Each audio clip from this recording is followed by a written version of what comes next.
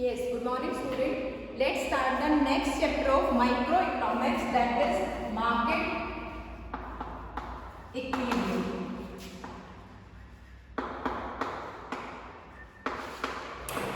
Forms of market के बाद हम नेक्स्ट चैप्टर स्टार्ट कर रहे हैं और नेक्स्ट चैप्टर हमारा मार्केट इक्विलिब्रियम। सबसे पहले हम बात करते हैं what is market equilibrium.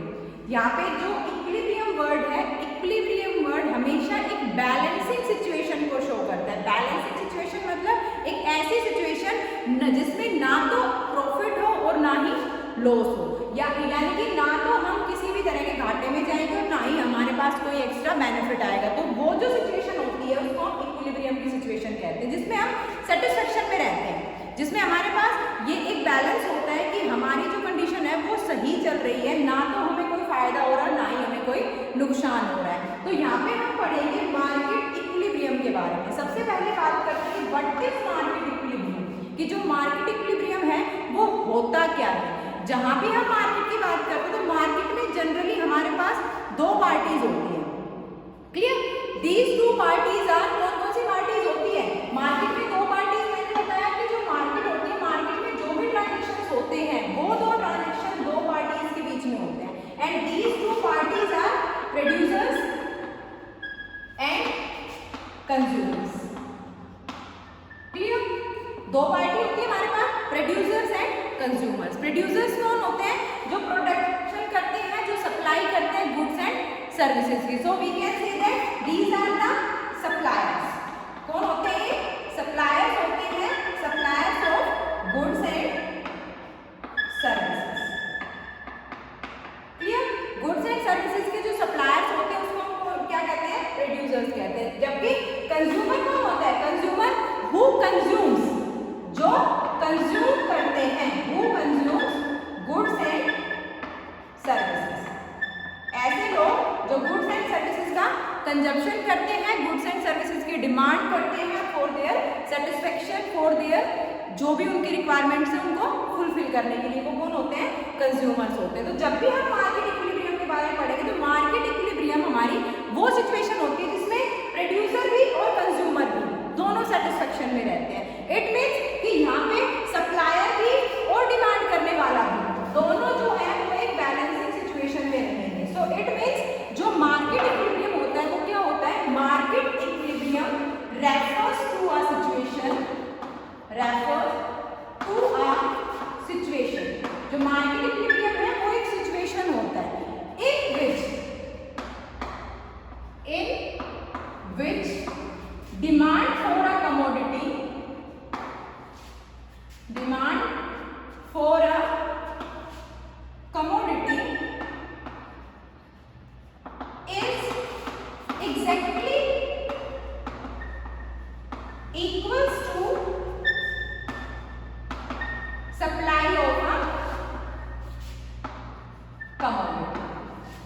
Clear? This is your market equilibrium. Market equilibrium क्या होता है? Market equilibrium refers to a situation in which demand for a commodity, किसी भी प्रोडक्ट की demand is exactly equals to supply of a commodity.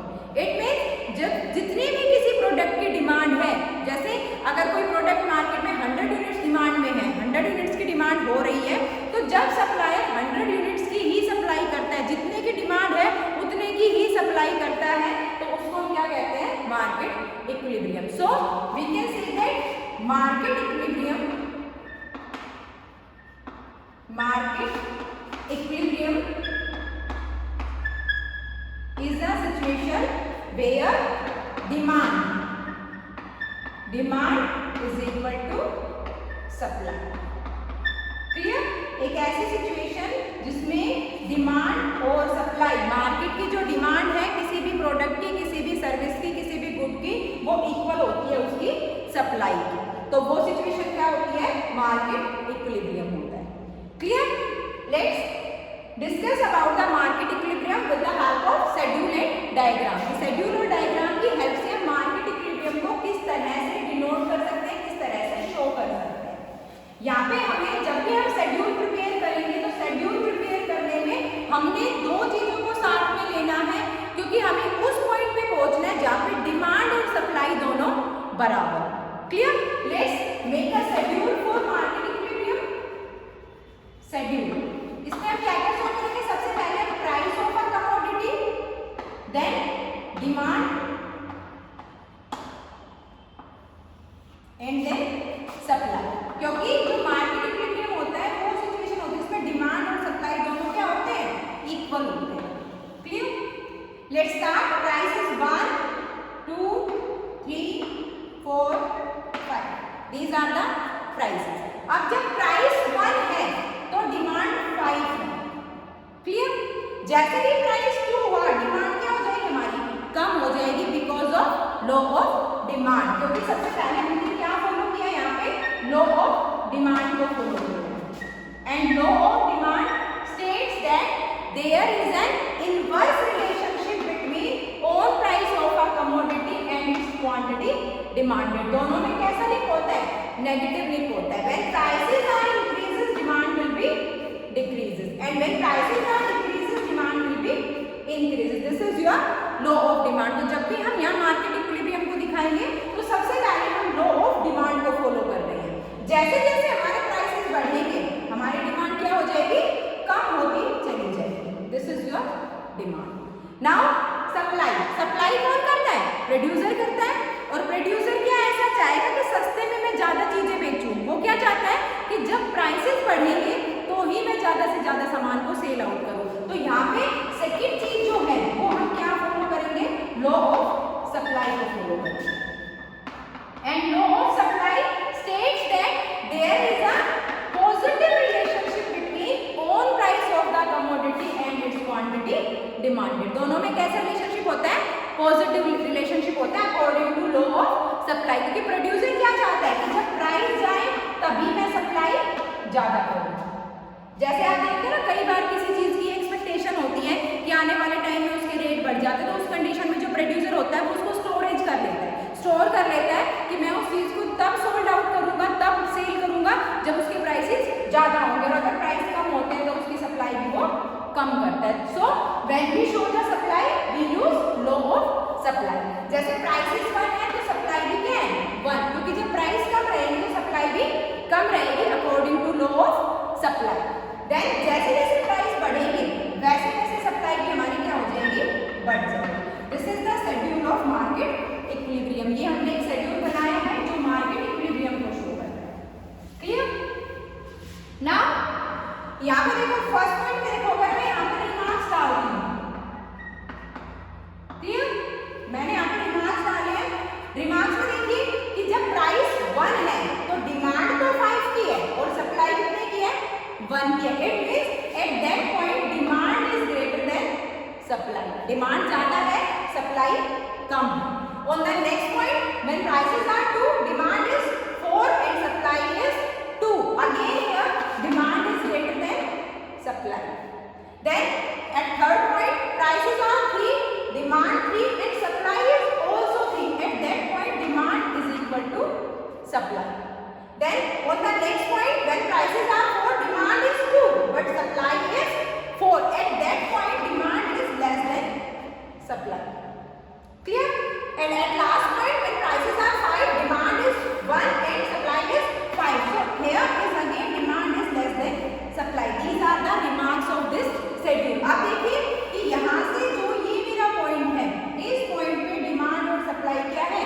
Equal है। So this is the point of market equilibrium. ये जो point है ये क्या है? हमारा मार्केट इक्विलिब्रियम का पॉइंट है। सो अबव इट अगर हम इसके ऊपर देखते हैं तो डिमांड ज्यादा है, सप्लाई कम है। और जब डिमांड ज्यादा है और सप्लाई कम है तो जो ये दो पॉइंट है ये हमारे किसको शो कर रहे हैं? एक्सेस डिमांड को शो कर रहे हैं। एक्सेस डिमांड मतलब ज्यादा डिमांड को शो कर रहे हैं। क्लियर? बट नीचे वाले दोनों पॉइंट पे डिमांड कम है, सप्लाई ज्यादा है। So these points reflects excess supply. किसको शो कर रहे हैं? एक्सेस सप्लाई को शो कर रहे हैं। Clear? This is the schedule for market equilibrium. Let's make a diagram on the basis of this schedule. इसके बेस पे हम डायग्राम बनाते हैं। यहाँ पे जो एक्स एक्सिस है हमारा, एक्स एक्सिस पर किसको शो करते हैं? हमेशा डिमांड के लेवल को एंड सप्लाई के लेवल को। And on the y-axis we shows the price. 1 2 3 4 5. These are the demand and supply. Then 1 2 3 4 5. Clear? Let's make a demand curve. सबसे पहले हम डिमांड कर्व बनाएंगे प्राइस के रिलेशन में. जब प्राइस 1 है, डिमांड कितनी है 5. प्राइस 1 है, देखिए यहाँ से प्राइस हमारे 1 है and demand is 5. This point हमें ये पॉइंट मिला है. प्राइस हमारा 1 है, डिमांड हमारी 5 है. On the next point price is 2, demand is 4. Price हमारा 2 है. प्राइसेस जब 1 थे, डिमांड हमारी कितनी थी 5 थी. ये पॉइंट था, सॉरी. ठीक है, जब प्राइसेस हमारे 2 है तो डिमांड हमारी कितनी है 4 है. This point. जब प्राइसेस हमारे 3 है, demand is also 3. Then prices are 4, demand is 2, and when prices are 5, demand is 1. These points are shown this. अब हमें क्या करना है, सारे पॉइंट्स को मैच करना है with the help of scale. यहाँ पे एक स्ट्रेट लाइन आएगी, हमें एक स्केल की हेल्प से इसको बनाना है and this is your demand curve D. Clear?